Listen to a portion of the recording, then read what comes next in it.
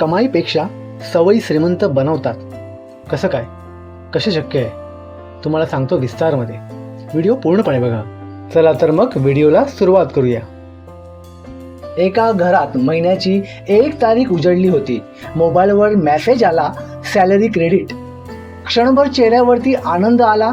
बायकोने विचारलं, या महिन्यात थोडं काहीतरी बाजूला ठेवूया का? नवरा हलकासा हसला, पण त्या हसण्यात समाधान नव्हतं. कारण त्याला माहीत होतं की हा पगार 15-20 तारखेपर्यंत कसा बसा पुरणार आहे.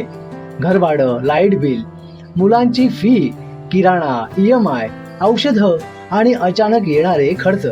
महिन्याच्या सुरुवातीलाच संपूर्ण पगाराचे तुकडे झालेले असतात आणि मग सेव्हिंग्स, इन्व्हेस्टमेंट हे शब्द फक्त बोलण्यापुरते राहतात. खरं सांगायचं तर आज हजारो लोकांची हीच अवस्था आहे. पैसे कमी नाहीत, पण पैशांचा हिशोब नाही. काही लोक म्हणतात कितीही कमवा, पैसेच उरत नाहीत. काय करू? त्यांना एकच सांगणं आहे, तुमचा महिन्याचा नेमका खर्च किती आहे? कारण आपल्यापैकी खूप लोकांना हेच माहिती नसतं. आपण फक्त पैसे कमवत राहतो, पण पैसे कुठे जात आहेत हे कधीच लिहून ठेवत नाही. आणि इथूनच आर्थिक ताण सुरू होतो. गरिबी फक्त पैशाने येत नाही, ती येते बेजबाबदार सवयीमुळे. आज आपल्याकडे सगळ्या गोष्टींचे स्क्रीनशॉट असतात, फोटो असतात, व्हॉट्सअप चॅट असतात, पण स्वतःच्या आयुष्याचा हिशोब नसतो. इन्शुरन्स कधी संपणार आहे, कुठला हप्ता कोणत्या तारखेला आहे, बँकेत किती ऑटो डेबिट आहेत, हे विचारलं की घरात शोधाशोध सुरू होते.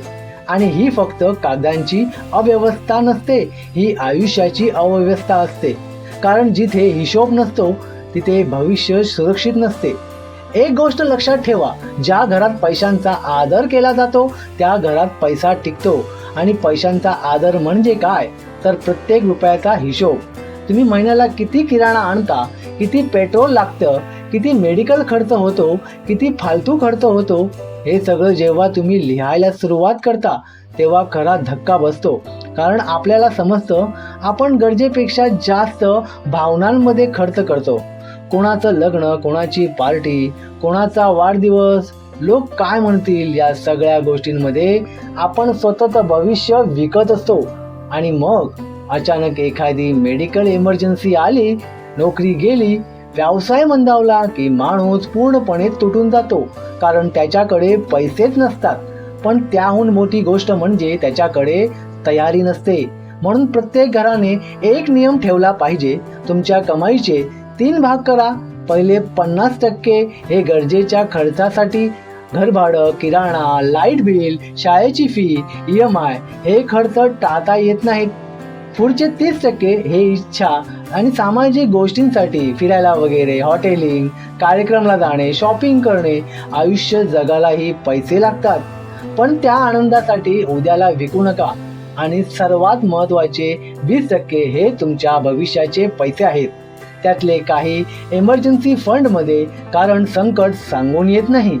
आणि बाकी लॉंग टर्म इन्व्हेस्टमेंटमध्ये, कारण प्रत्येक आई बाबांचं एक स्वप्न असतं, मुलांचे शिक्षण, स्वतःचं घर, वृद्ध काळात शांत आयुष्य. पण स्वप्न फक्त पाहून पूर्ण होत नाहीत, त्यासाठी पैशांची शिस्त लागते. मंडळी, मोठं घर असणं म्हणजे श्रीमंती नाही, मोठी कार असणं म्हणजे यश नाही. रात्री झोपताना उद्या काही झालं तरी आपण सांभाळून घेऊ, हा आत्मविश्वास असणं हीच खरी श्रीमंती आहे. आणि हा आत्मविश्वास एका दिवसात तयार होत नाही, तो तयार होतो छोट्या छोट्या सवयींमुळे. दर महिन्याला थोडी रक्कम बाजूला ठेवल्यामुळे, प्रत्येक खर्च लिहून ठेवल्यामुळे आणि स्वतःलाही एका मर्यादेत ठेवल्यामुळे. लक्षात ठेवा, पगार कमी असणं ही समस्या नाही, पण हिशोब नसणं ही खूप मोठी समस्या आहे. कारण ज्याला स्वतःच्या पैशांचा मार्ग माहिती असतो त्याला आयुष्याचा मार्ग शोधायला जास्त वेळ लागत नाही. आणि शेवटी एकच सांगतो, कमाईपेक्षा सवयी श्रीमंती बनवतात. ज्याला आवडलं असेल त्याने व्हिडिओ लाईक करा, शेअर करा आणि कमेंट करा. धन्यवाद.